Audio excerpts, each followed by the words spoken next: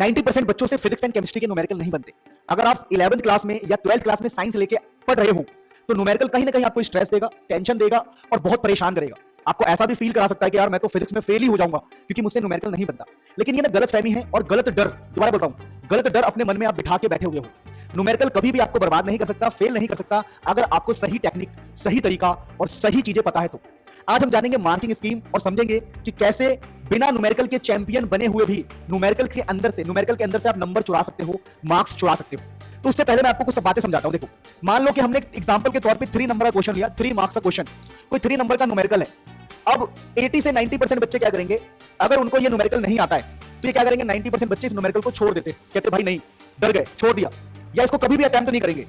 अब उसके 3 नंबर चले गए, फालतू के चले गए। लेकिन आप एक बार मार्किंग स्कीम को देखो, मैं आपको एक बार मार्किंग स्कीम दिखाता हूं। मैं यहां पर प्रॉपर मार्किंग स्कीम लिख के आया हूं कि जितने भी बोर्ड्स हैं इंडिया के सारे बोर्ड्स, ऑलमोस्ट सारे बोर्ड्स, एज पर मेरा नॉलेज और मेरे रिसर्च के हिसाब से बता रहा हूं, इस टेक्निक को फॉलो किया जाता है।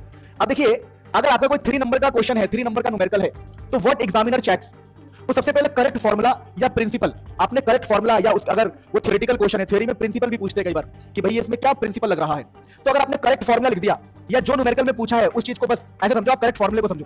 अगर आप करेक्ट फॉर्मूला लिख देते हैं ना तो 3 नंबर के क्वेश्चन में आपको 1 मार्क मिल जाता है। यानी एक बच्चा जो उसको अटेम्प्ट कर रहा है उसमें फॉर्मूला डाल के आ रहा है कि अच्छा जी ये न्यूटन लॉ ऑफ मोशन का क्वेश्चन है, लगा दिया। अच्छा जी ये बायो-सावर्ट लॉ है, लगा दिया। यानी क्वेश्चन पढ़ के इतना तो आइडिया लग ही जाता है कि भाई इसमें फॉर्मूला क्या लग सकता है। और ये तो बहुत बेसिक साइंस है यार कि फॉर्मूला आप लिख के आ जाओ, एक चैप्टर के 3 फॉर्मूले उसमें लिख के आ जाओ, उनमें से एक तो सही होगा, आधे नंबर तो मिलेंगे ना, छोड़ के आने से अच्छा है। यानी जो आप 3 नंबर फालतू में गवा रहे थे डर के मारे, आप वो मत करो। बोर्ड्स में नेगेटिव मार्किंग नहीं होती, और नेगेटिव मार्किंग नहीं होती तो आप करेक्ट फॉर्मूला तो लिख के आ ही सकते हो, तो आपको 3 में से 1 नंबर अवॉर्डेड मिल जाएगा। फिर सब्स्टिट्यूशन, अगर आप सब्स्टिट्यूट कर दो यूनिट्स के साथ, अगर आप सही यूनिट लिखते हो और सब्स्टिट्यूट करते हो, सब्स्टिट्यूट का मतलब क्या होता है, जैसे मैंने बोला कि एक फॉर्मूला है F = G m1m2/r², तो आपको 1 नंबर मिल गए। अब यहां पर आप मास की वैल्यू सही लिख दो, दोनों मास की वैल्यू सही लिख दो, जी की वैल्यू सही लिख दो, आर की वैल्यू सही लिख दो, तो इसको बोलते हैं करेक्ट सब्स्टिट्यूशन, तो आपको अगला नंबर भी मिल जाएगा। अब आती है लास्ट, अगर आपने स्टेप्स को बढ़ाया है, स्टेप्स को सुनते रहना, अगर आप स्टेप्स को बढ़ाते हो और लास्ट तक आंसर लेके आते हो तो आपको 1 नंबर और मिल जाएगा। लेकिन कई बार ऐसा भी होता है कि अगर आपने स्टेप्स को बढ़ा दिए और आपका आंसर सही नहीं आया तो आपको आधा नंबर इन स्टेप्स के भी मिल जाते हैं और फाइनल आंसर के कट्टे सिर्फ आधे नंबर। यानी कि 1 नंबर यहां से, 1 नंबर यहां से और आधा नंबर यहां से मिलने का चांस है। यानी आप 2.5 नंबर अचीव कर सकते हो 3 में से बिना सही न्यूमेरिकल को किए। तो लिखा देखिए, अगर फाइनल कैलकुलेशन और आंसर लिख दिया आपने यूनिट के साथ तो आपको पूरे नंबर मिल सकते हैं। लेकिन बहुत सारे बच्चे ये नहीं कर पाते और ये ना कर पाने की वजह से वो डीमोटिवेटेड फील करते हैं और वो सोचते हैं कि चलो यार सब कुछ ही छोड़ो। बात समझ पा रहे हो? तो आपको इन सब चीजों को नहीं करना है, आपको हमेशा अटेम्प्ट करना है, फॉर्मूला लगाना है और जो जो चीजें डाल सकते हो वो डाल के आना है। अब मैं कुछ अपडेट्स दे रहा हूं जो आपको देख के जाना है, बहुत इंपॉर्टेंट। अगर आप चाहते हो कि भाई मोस्ट एक्सपेक्टेड क्वेश्चन करना, तो मोस्ट एक्सपेक्टेड क्वेश्चन के लिए हमने प्रयास निकाला है, प्रयास physics, chemistry, maths and English के लिए।